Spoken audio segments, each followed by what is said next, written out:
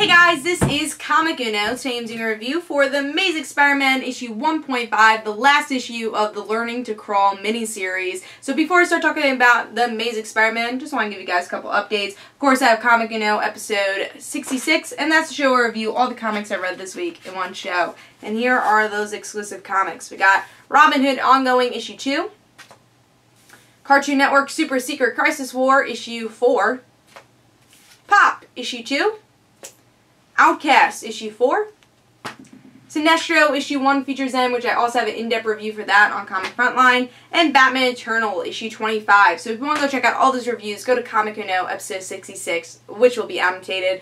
Also, I do have an update video that has a lot of important information, especially for the next 2 weeks of comic book reviews, so be sure to check that out.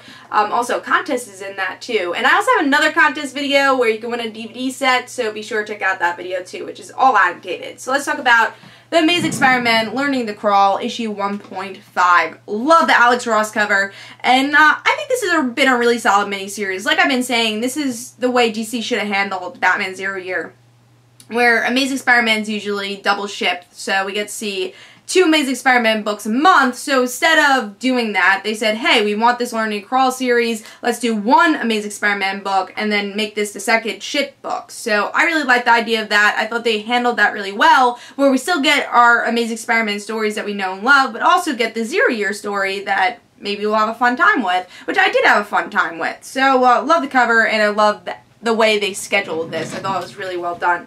So let's talk about this issue of Amazing Spider-Man.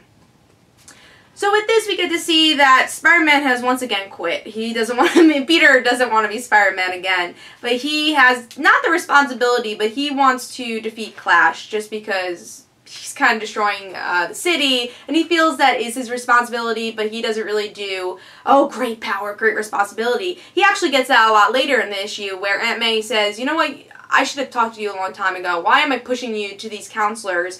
I want to tell you that your Uncle Ben would be proud of you, and you know what you have to do? You have to have a big heart and have responsibility. So I thought that was really cool, and we get to see that Spider-Man becomes the way he is, the one who will always make jokes because of Aunt May and because of Uncle Ben. So I thought that was a really cool little moment there, and we get to see that Spider-Man does defeat Clash. Everyone hates Clash in the end, and Spider-Man becomes Spider-Man. He knows he's going to have a lot of problems, but he's excited to be Spider-Man. I thought this last page was awesome right there. I loved it. As a Spider-Man fan, it was just really cool to see the adventures that Spider-Man will have and we've already seen. So, and the ending was to be continued forever and ever. So I thought that was very, very cool.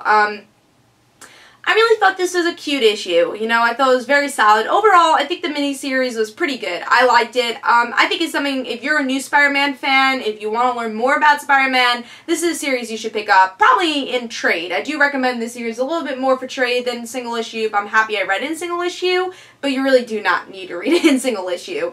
I also think that one of the things that made this issue is definitely the artwork. Really love the artwork for this series, and honestly this was probably my favorite issue of this mini-series, just because they really wrapped up who Spider-Man was with this issue, throwing in the Aunt May humor and the responsibility of Uncle Ben and the heart of Uncle Ben.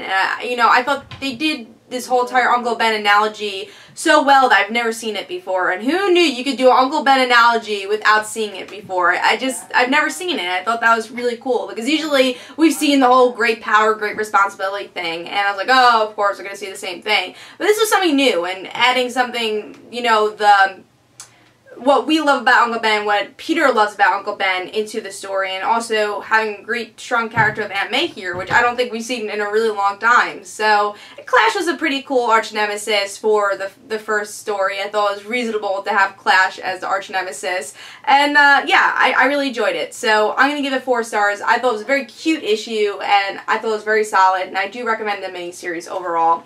So I hope you guys enjoyed. This is Comic Uno. Guys, don't forget to follow me on Twitter for Comic Uno and the right situations. Don't forget to like my Facebook page. Also, in the description below, don't forget to check out my comic book, Like Father, Like Daughter, and don't forget to like the Facebook page of Like Father, Like Daughter. And I'll see you guys later. Bye.